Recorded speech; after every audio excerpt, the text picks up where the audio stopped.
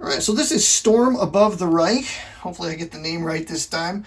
I keep saying Storming the Reich, which is a totally different game from a different company. Anyways, what we're going to do here is show you how a mission plays out. Such a cool setup he's got here. Jerry's got it set up so you just refer to the play aids. The play aids will tell you what page of the rulebook to refer to if and when you need to do that. I've already got a campaign underway, and so I don't need to worry about the campaign start. We're just going to look at the mission setup, and if I would turn to page 5 of the rulebook here, it'll show us a little bit about that. So here's the mission setup information. It's all found right there. So this is what you can expect to have in the rulebook. Lavishly illustrated, big font text, lots of full color illustrations for examples of how things are going to work. So this is not a document you need to read cover to cover to play the game, really. You're going to refer to the first 2 pages of this, and then from there on out you can pretty much play from the play aids referring to the rulebook only as needed. So what I'm going to do for the mission setup is I'm going to first of all be in 1943. That's where I'm at. I think it's mission number 6 though is the one I'm on. We're going to roll a die to find out what map we're going to use, which formation map. So if I roll a 1, there's a 10% chance I'll roll at map 5, which is the easiest map to shoot stuff down on. If I roll a 2 to 8, it'll be map 6, so that's going to be the most common. There'll be a 20% chance of rolling up map 7, which ratchets up the difficulty. So we've already done that, and I already have it set up here. So let me get some of these play aids out of the way, show you what I'm talking about here. All right, so this is the pilot roster, and so I've got some pilots that already have expert and skills on them. I started with 4, and now I have, what, 1, 2, 3, 4, 5, 6 pilots now that have special skills, some of which have multiple special skills and abilities. So we're going to keep track of our pilots on here. I haven't had the best luck in the world, but I also haven't had any pilots killed yet, so that's something to be considered. I bounce back and forth between playing the basic game, playing with all the optional rules, to going back to just playing the basic game now. And so that's what I'm going to do here. I've rolled up a map number 6, and next thing we're going to do is find out what kind of mission we're going to roll. So once you've established which map, you roll another 10-sided die to find out if it's going to be an inbound mission, which are worth the most points, but you're going to have the fewest resources to work with. You can also end up with a near target mission, which puts you intercepting the bombers in the presence of flak and possibly also enemy fighters. These are, I believe, the hardest missions to do, and you have the fewest resources. You have fewer resources for inbound, correction. You have the fewest for the near target. These are the hardest missions to do. There's not as many points to be had as the inbound, and plus flak is potentially hitting your own pilots. Yeah, I hate doing near target missions. Outbounds are going to be the most common. They are the easiest, I think, to work with, and that's actually what we rolled up. I think I rolled an 8 or a 9 or something on this, so I got an outbound mission.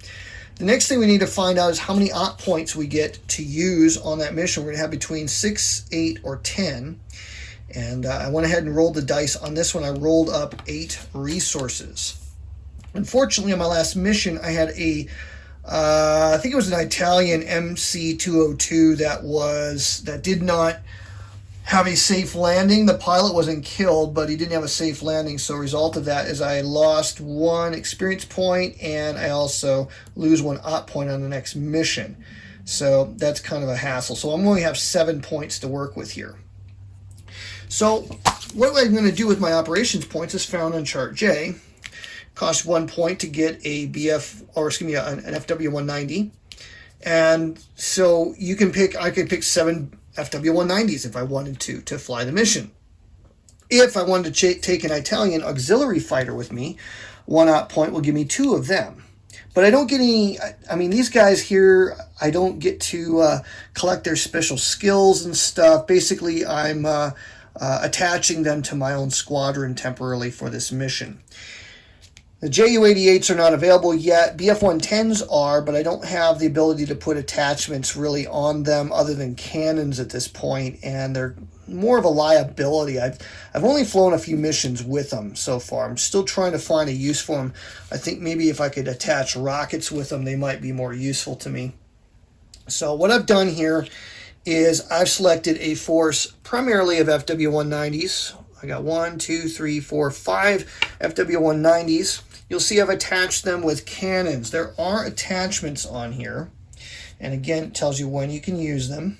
So I can have cannons or cables, but hold on, you can't use the cables in the Mediterranean. So this is in the Mediterranean. So for a lot of these missions, you're going to be able to use that attachment. It's on here in case you want to play some of the earlier maps from the first game with your FW190s. You can blend the sets together. The cables would be available in Europe, but not in the Mediterranean. Rockets aren't available yet until late 1943, nor is armor. So the only attachments really we can use is cannons. Cost you 1 op for 3 cannon. We're going to attach 1 to each of 3 fighters. Now, what cannons do for you is they don't make it easier to hit a bomber, but when you hit a bomber, it makes it easier for you to kill the bomber or cause grievous damage to the bomber. What the cannons do against you is if you end up in a dogfight situation or aerial combat with escorts, it's going to be a negative modifier on the aerial combat table. So that's why you don't necessarily want to stack up all of your fighters with attachments. So what I've got here is 1, 2, 3, 4, 5, 6 op points, the 6th being the 3 cannon markers. And then for my 7th point, I'm going to attach 2 Italian MC-202 fighters to my force. So we now have our force gathered and ready to go. I don't like to mark my fighters with the Expertin tokens. I'll use them as necessary, but sometimes what I'll do is I'll just keep the play log over on the pilot roster side, so I can remember that Bar has the F skill, which is going to help him in this battle, and you can only use it once in the scenario, so I got to remember when he's used that ability. So far I haven't found that to be problematic, but there are tokens to mark things for that purpose. I just find it cleaner to not bother with that level of detail. Okay, so now that we have our ops spent, next thing you do is find out, well, what kind of escort are we dealing with? There is an option, and I do like to use it, and that is to simply not check this just yet. Instead, we'll go ahead and proceed on to the next part of the mission setup. So once we've done this, we're going to skip step D. We're only going to do that when we get to the escort phase of the actual playing of the mission. So we'll come back to that later. Next thing we're going to do is determine the situation, and for that we're going to have to get out the situation manual, and I'll show you that here in just a moment. The situation manual is another document that comes in the game that, again, you don't need to read. You use it as directed by the play aids and the rules. So at this point we're going to look up the map that we're using and the mission type. So we're going to look for map 6 and the outbound mission, which can be on page 11, and here is the layout. We're going to do a number of things on here. We're going to roll the dice a number of times to determine what pre-existing damage, if any, is on the bomber formation. What you see here is little representations of the formation map. The formation map that we're using, 6, has 1, 2, 3, 4 elements of B-24 bombers, each of which consists of 3 bombers themselves. So what we're going to do is we're going to roll a die. We're going to look at the table here. There's 10 boxes, and it'll show you which bombers, if any, are going to get a damage token. If we don't like our die roll, and you can do this in any order you choose, we're going to check for pre-existing damage. We're going to find out if the formation is anchored to a nearby formation, or if we're on the edge of a larger body of fighters, or bombers rather. We're going to find out if the sun's going to be a factor. There's no contrails on this map, so we don't worry about that. The flight limit, how many turns we're going to have to attack the bombers, and how many tactical points we'll have to spend during the course of that mission. So if at any point when I roll the die, I don't like the result, I can actually spend experience points from my squadron. And there's experience points that you're going to track for individual fighters, and you use those, you spend those to get skills. But you also have experience points for the squadron as a whole, and you can spend them 7 at a time in order to disregard a die roll that was made and simply make it whatever you want. So if I rolled like a big fat 1 on this, only 1 bomber is damaged, and I think, man, I'd like to really thwack this formation, so maybe I'll change that into a 10. I'll spend my 7 experience points noted on the log, and then I would implement that result. Once I've moved on to another part of the setup here, the situation, I can't go back and change a previous die roll. So it's kind of a case of what's most critical here. So you have to really kind of think about these choices. So it's not just die rolling and chart checking. There's meaningful decision making that's going into this game. So we're going to go ahead and roll this out and see what the outcome's going to be. We're going to first of all check for the damage, pre-existing damage on the formation. So we're just going to drop a die down the hatch, and we roll a 2, which is not a bad die roll. That's going to put 3 damage tokens. 1 here, here, and here. So 2 lead bombers and 1 on the edge of an element. We take our randomized cup here, and we're going to pull out 1 for the topmost bomber, and it's a fuselage damage on this guy. We'll put it on the map here in just a moment. I'll show you more about those tokens in a second. We'll do the second one over, and this one has a number on it. The number on this side here shows that it can be catastrophic damage if we roll a 10 on a 10-sided die. And this little symbol here means that if we do roll 10, the bomber is destroyed. It falls apart, it blows up, and it's gone. If it has something like this, like say we roll this one out for this bomber here, okay, that's a 4. So a 4 or higher will cause this one not to be destroyed, but to be fallen from the formation. So we'll roll out that wing damage here and see what we end up with. Oh, we just missed it. Now, unfortunately, I can't spend experience points to re-roll those. Okay, so this is just going to flip over and become a 1 wing damage. These, by the way, accumulate. In the basic game, you ignore the letter on there. That's only for the advanced game. But the numbers accumulate. Once you get 10 damage of any kind, the numeric values add up to 10. That bomber is considered destroyed at that moment. So we'll go ahead and put him on that bomber to show that he's taken damage. This one here gets his damage. Now we're going to roll up this guy here and see what happens to him. So 4 damage, or a 4 or higher on him. Oh, there's our 10. Well, I'll take it. You know, that's 1 bomber fallen out of the formation. So this token then goes back into the randomizer cup. We mark this with a fallen marker. The impact on this is that now, in this formation, there are a number of, there's like a terrain value. Let's call it a terrain value. Let's look at the big numbers.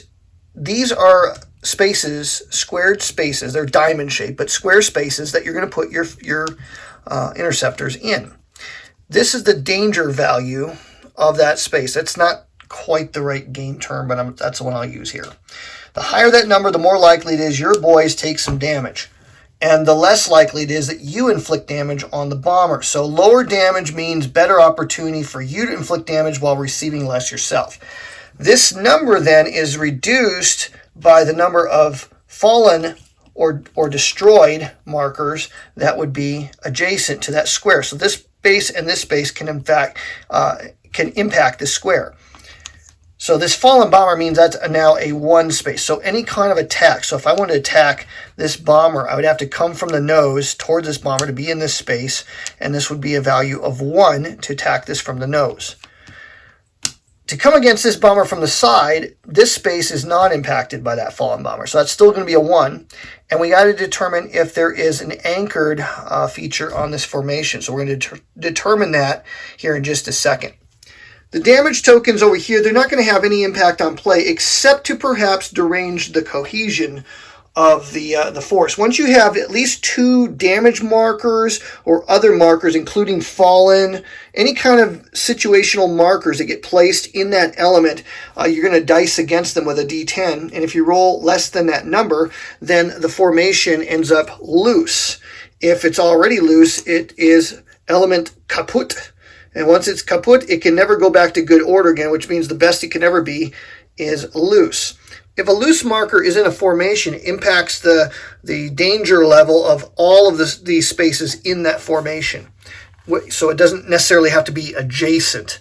So if this formation here, for example, was loose, if this element was loose here, this space here would now be a 0. -1 for the fallen, -1 for loose. This space here would also be 0 because of loose. Remember, this does not impact that space. And that's how it works. It's pretty simple. It's pretty easy to use. We'll go ahead and leave that there. Okay, next thing we're going to do on the situational map is we got to find out, let's find out if it's anchored or not. So we're going to roll another D10. And we rolled a 7. So we check over here for where is a 7 on the anchoring, and there is none. 5 to 10 means no anchored. So we don't have to worry about that. If it was anchored, we would put an anchored token in an appropriate place to show that it's going to be anchored from that point. So this space here will not have the +1 value added to it, nor any of the others that say anchored. Let's find out if the sun's going to be a factor. And again, we can re-roll any of these by spending some of our experience. So 5 means it's going to be, what? High tail. Okay. That's kind of cool. I love having the tail because the tail is the space you can impact, you can cause the most damage from, but it's also the most dangerous to attack from. When you attack out of the sun, you got a 50-50 chance, if you're in the right posture, to actually thwart hits that come your way. So that's really cool. If we can get our boys up into that high space, attack from high altitude from the rear, we can come out of the sun against these bombers. So I'm liking that result. Definitely not going to re-roll that one. The next thing we're going to do is check our tactical points. And we rolled a crummy little 3. Well, I don't really like that result. That's only going to give us 2 tactical points. So let's spend 7 experience points and let's give us 6 tactical points. I want all the tactical points I can get on this mission. So I'm going to give us 6, and I'll make the notation on my log that cost me 7 of my 16 accumulated experience points. Lastly, the flight limit. Flight limit is a 3. 6 turns to work with. Do I want more than that? I would like more than that. But with that many tactical points, I feel like I could still get enough done. It's not time to panic. I think I would rather save my experience points for now. And let's just go ahead and mark 6 turns. So we're going to put our flight limit up here at 6. Mission turn here. And now the mission is ready to go. The situation is now complete. And we're ready to start the mission turns. Okay, so we've got the situation set up. So the next thing we're going to do is we're going to do the mission sequence of play. So this is nested within the sequence of play that we're following on the other foldout. This is the other foldout here. We've already done the campaign start. Within that, we're going to have the mission setups, determine the situation. Now we're going to resolve the mission. And so within this, we'll just put that play 8 away temporarily, and we'll use this one. This is also represented in a concise fashion on each of the formation maps, so you don't have to always refer to this, but you'll want to the first few times that you use it. First thing that's going to happen is you're going to move your fighters. They can move from one box to another box following the arrows. So a fighter in this low box can move to here. They can move into an attack position, which means they're committing to an attack during the combat phase of this turn. They can also, if you look at the little arrows here, they can move from here all the way up to high for 1 tactical point. So the tactical points we accumulated, we can spend that to move one of these guys up to high altitude, skipping a box. If he was in the high box and he wanted to go low, he could do the same thing, but it would be free to move from high to low. No tactical points are spent to do that, and so forth. So that's all noted on the map, and the different positions are different from one another. Now on mission turn 1, which is the one we're on, you actually enter your fighters. And so I've already taken the liberty of doing that. I've gone ahead and taken note of the special skills of my fighters, and I've positioned them accordingly. The first time you play this game, you're just going to need to, play it, see how it works, and then you'll start to understand the tactics that you'll find to be successful. And whether this will be successful or not remains to be seen. Usually your plan goes into the toilet immediately, but I do have a plan here. So I went ahead and put some of my fighters in the tail low, anticipating I want to get them up to high altitude and come out of the sun. And then I've got 2 flankers, 1 on either flank. They all enter at low altitude. All right, so I could have put some on the nose, but for this because of where the damage tokens are and everything, I like this setup better, so I went ahead and did it that way. You're welcome to do it any which way you want, except remember they go into the low box. Return is the only way you can get out of those return boxes. Evasive return moves to regular return. Regular return gets you into the regular movement boxes, which means on a following phase, then during movement, you can move. So during movement, if it's in a return box, he can't get out of there. He can only get out of there during the return phase. Next is the escort phase, which is what I want to look at here because we didn't set that up during our setup. We're in 1943 mid, outbound mission, so we're going to look at that line on the table. And high die rolls obviously are better than low for most of the game. We rolled a nice big fat 8, which is not quite enough to leave us with no. That would have been really nice, no escorts, right? But instead we have escorts showing up here in L5T. What that means is the L means it's a light level of escort. So only 5 escort markers instead of 7 will be used. The 5, the number here, is the turn number in which they're going to appear. So it's an outbound mission. That means the escort isn't going to be a factor until turn 5. So we'll go ahead and take the marker and put it on turn 5, showing that's when they're going to show up. The T notation means we're going to be dealing with P38 twin engine escorts.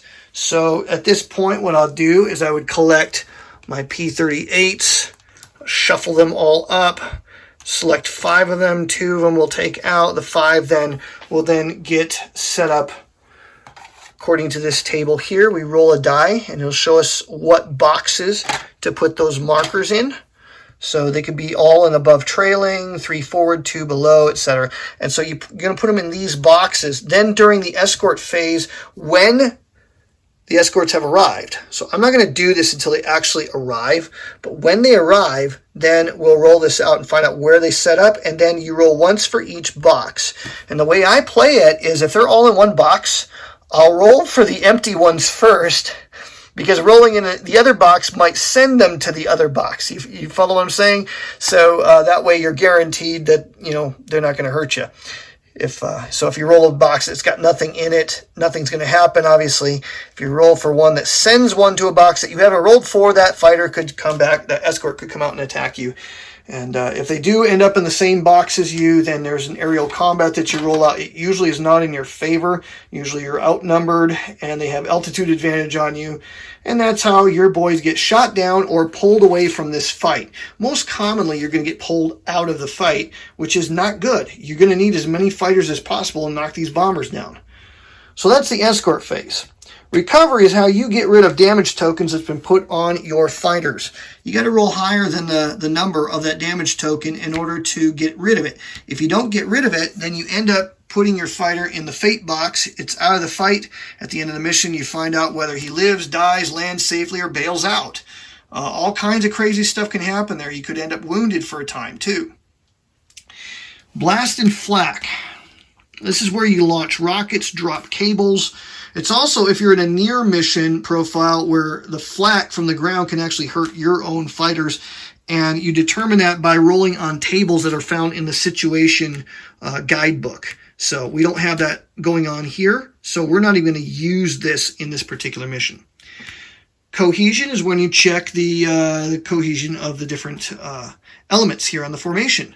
So as long as there's only one marker, you don't need to roll it out. If there's 2 or more markers, you need to roll, because if you roll less than the number of markers in each element, that element it can end up becoming loose or kaput, as I showed earlier. Lastly, we have the attack. So any of your fighters that have moved into an attack position are then positioned against a particular bomber. So if this guy was coming out of the low from the flank 8 to 10 position, he would end up having to be put in. He would end up in a box, any one of these boxes, but he's going to be facing this direction. So I could plunk him down here, which wouldn't be a great spot because that's a high danger spot. Okay, but I could plunk him down there. It doesn't necessarily have to be the edge of the formation. It can be way the heck up here. It could be on this guy. Okay, you can plunk him down anywhere, but the key is he's facing this direction. And then he's going to have to make some decisions about how he's going to attack. Is he going to be a determined mode? Is he going to be evasive mode? What's he going to do after the attack? Is he going to climb? Is he going to dive? Is he going to dive and roll or climb and roll? All of those decisions will determine where he ends up, what return box he ends up in after his attack pass is done. The attack's resolution is done by pulling cards from the direction from which the attack is being made, from the nose, oblique, which is from either flank, or from the tail.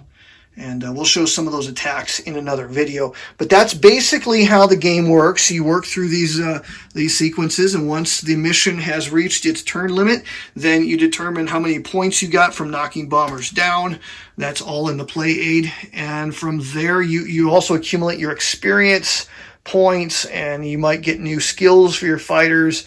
You check for fighters that may have been damaged and find out what happens to them, and you roll for their fate.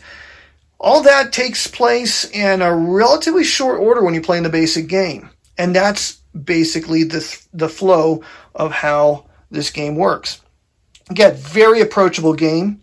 It's not super detailed. There are necessary abstractions in it. If you're looking for super detail, you're not going to find it here, but the overall picture is something that I think it's really cool. I've never seen a game done quite like this. So there you go. That's just another overview of how Storm Above the Reich works. In a future video, I'll show you in some detail how these attacks play out.